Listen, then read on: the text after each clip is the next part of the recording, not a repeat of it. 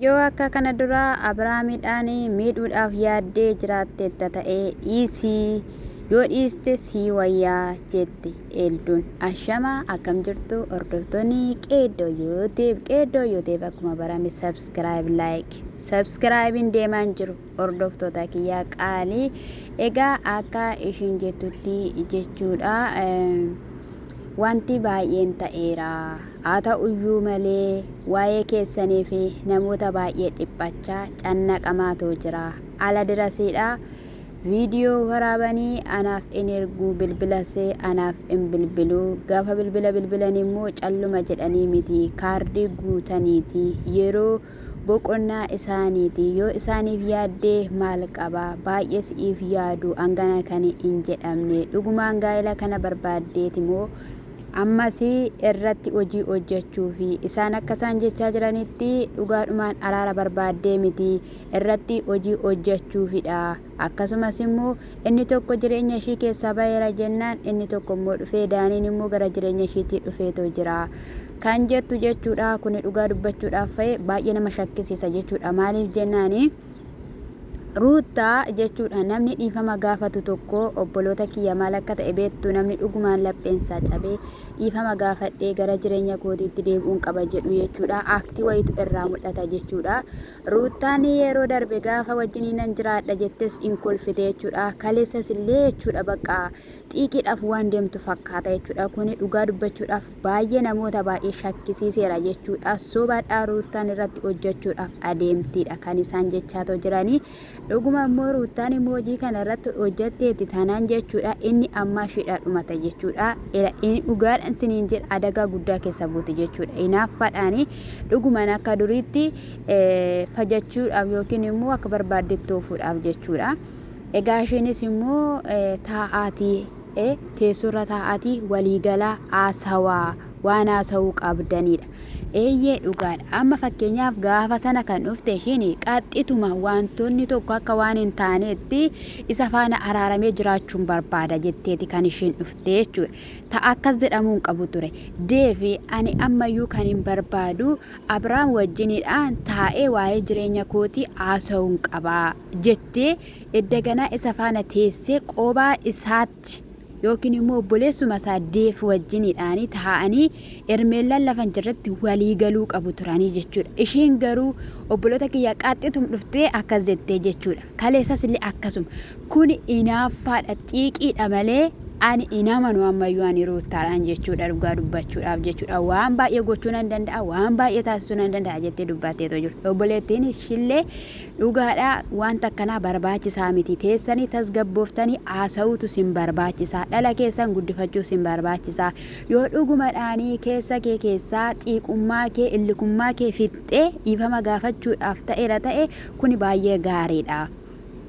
Yoommoo irratti hojjedha jetteetta ta'e baay'ee sitti qabamna humnaa holidha. Nama kana miidhuudhaaf yaadda yoo ta'eera ta'e sitti haahaafuu hin barbaachisu kan ishiin jechaanitoo jirtu jechuudha.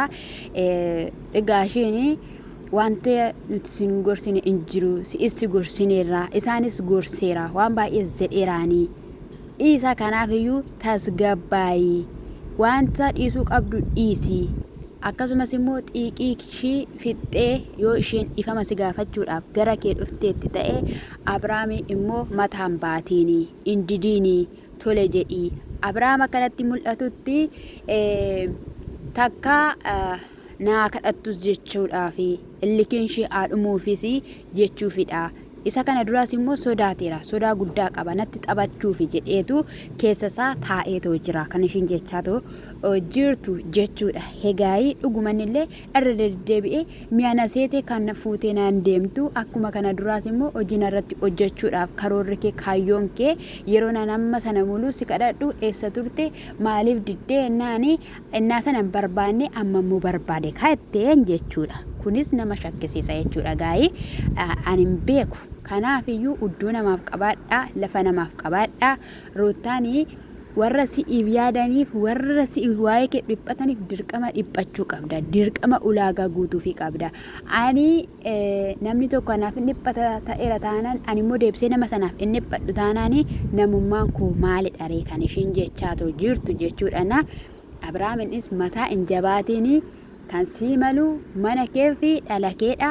Haadha manaa kee bulchi, mucaa kee guddifadhu, warra si jala deemanii jedhi itti deemi akkas godhi siin jedhanii koomentii barreessan. Akkasuma immoo harka walitti rukutanii darbadhu acha itii jireenya keetti deebi'i. Asiif achi deemuun ol gadi jechuun sin fayyadu, karaa irratti si hambisa wanti akkanaadhaan tokkummaadhaan jaalalaadhaan. Akkasumas immoo rutaanii wanta ti balleessite inni kootu jedhee manatti si deebisnaani ati immoo kootu shaanxaa kee fudhadhuutii bahi jettee mana keessaa baastee jetteen. Isa gaafa shimbuttaa jiraadhaa dhuftee manatti deebitee yoo nama manatti deebi'ee atiin baata kaa jennaani eeyyuu jedhe mitiire achi inni calli jedhe yookiin na waamti jedhee gaafa inni cal jedhu shin immoo itti bilbiltee akka Abrahaamidhaan waamtee argitaniitoo jirtu jechuudha viidiyoo sana jechuudha. Inna akkas jetteeni wanta akkanaa hin barbaachisu. Har'a yoo manatti ollaa galchitee borummoo baay'inaan jettee kan jedhu shakkii keessa galeetidha. Kanaaf iyyuudha kan jedhu jechuudha. Dhiirri immoo waan akkasii hin barbaadu. Kabaja barbaada, ulfina barbaada. Ulfina kennii fi kabaja kennii fi abbaa mucaa keetiiti kabajiidha. Addunyaa muluun garuu jechuudha. Dhugaa dubbachuuf warri irraa dubbatan illee akka rootaan irratti hojjechuudhaaf dhaadannoodhaan baatedha. Dhugaa siniin jedhani. Ani baay'ee tokko sodaadheetoo jira jechuudha.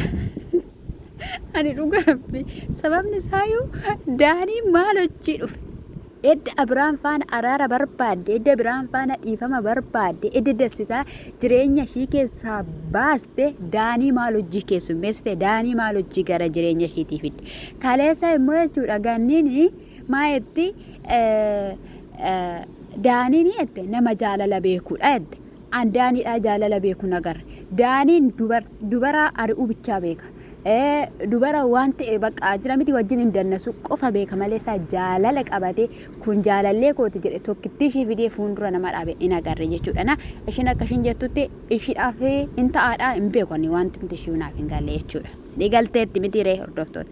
Haa ta'uyyuu malee jechuudha gaa'ii akeekkachiisa itti laatteetti mana kee qabadhu, jireenya kee qabadhu jettee rutaattis itti himteetti jechuudha yoo isheen fudhatte. Hordoftoota kiyya isin immoo jechuudha subscribe like naa gochuudhaani maatii naa ta'a isiniin jechuun jaalladha. Dura osoo kana hundayyuu goote rutaanii dhugaan isiniin jedhe waancaa fudhattee galte turte.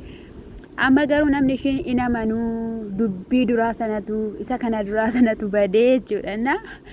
Isa sirreessitu malee Abrahaamidhaan waan argatu natti fakkaate gaafee Waaqayyo gara ishee haa garu.